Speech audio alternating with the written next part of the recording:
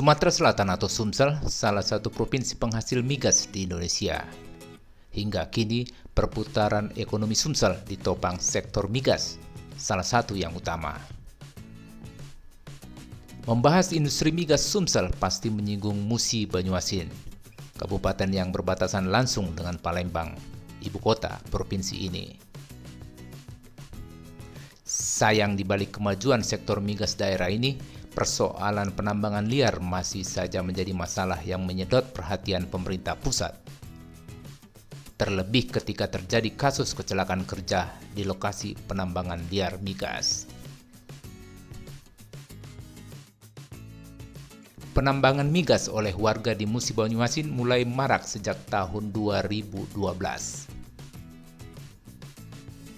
Hingga tahun 2016, warga mengangkat minyak mentah dari sumur-sumur tua yang tak lagi dikelola Pertamina EP dan kontraktor kontrak kerjasama atau K3S lainnya.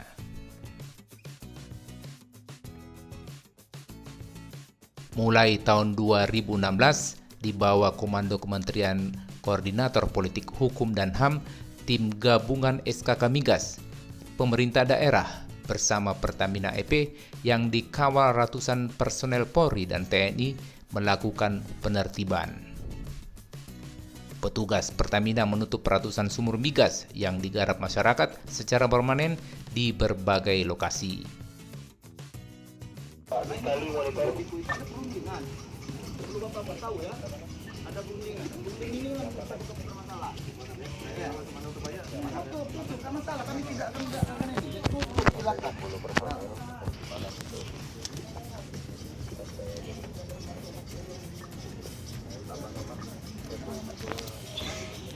Awal dari kegiatan penambangan minyak bumi, Pak ya, minyak bumi, kami bermula dari tetangga kami, desa tetangga seperti Sungai Angin, Pejering dan ini kan yang ada di Kabupaten Musi Banyuasin ini.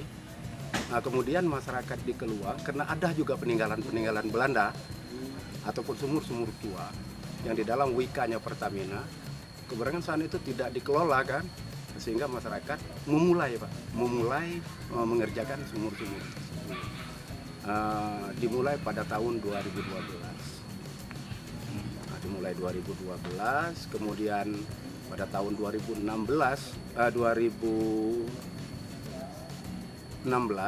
itu ditutup sama Pertamina.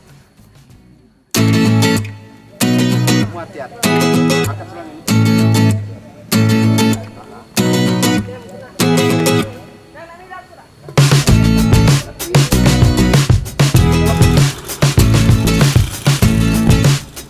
Penutupan sumur tua milik K3S tak membuat masyarakat berhenti menjadikan penambangan minyak bumi sebagai mata pencaharian.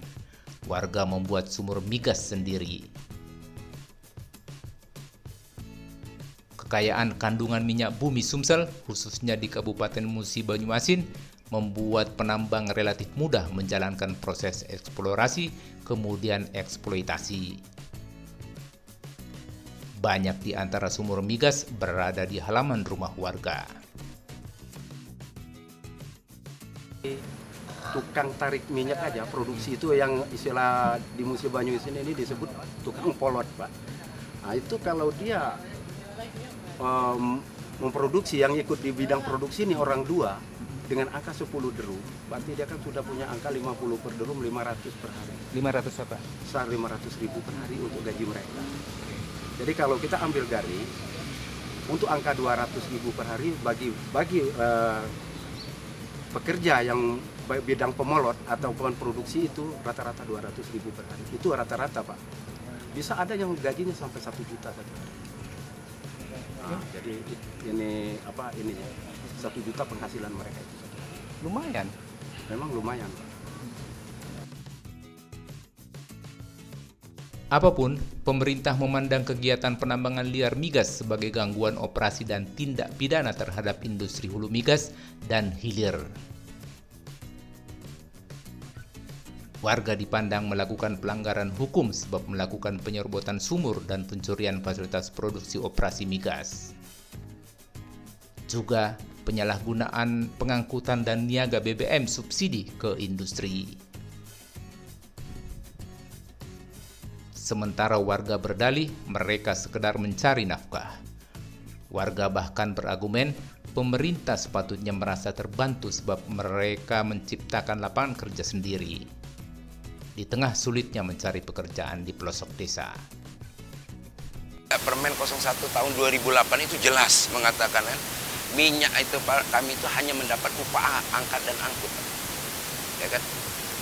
Sumur itu bisa dikelola hanya BUMD atau KUD. Itu jelas Pak di peraturan menteri itu. Keluarlah Kepres tahun 2012 putusan presiden. Itu mengatakan bahwa kepada pemerintah daerah itu untuk membantu mempercepat dalam hal pengurusan izin.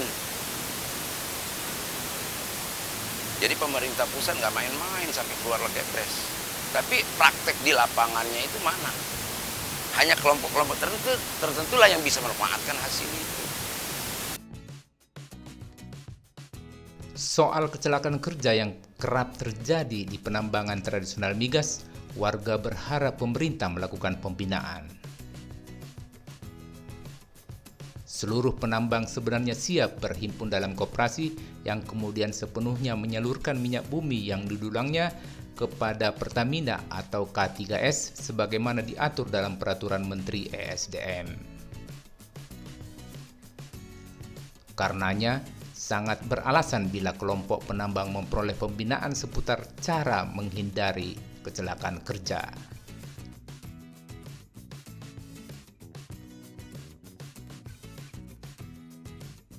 Saya sudah mendapat pembinaan walaupun hanya pengetahuan sedikit. Alhamdulillah memang dia tidak ada terjadi apa-apa.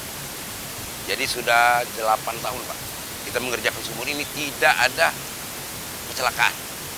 Yang kecelakaannya cuma ada sedikit seperti pom-pom kegores, biasalah namanya kayak gitu kan. Saya bilang nggak insiden, tapi kalau berbicara putus ini kebakaran, block out itu nggak ada.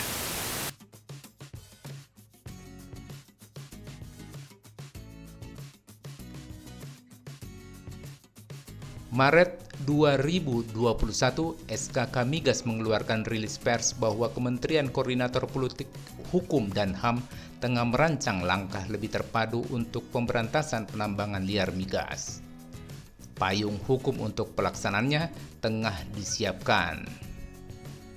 Tentu, ujung atas semua kebijakan pemerintah adalah menghadirkan kesejahteraan bagi seluruh warga, bukan sebaliknya. Tim Peliputan LITV.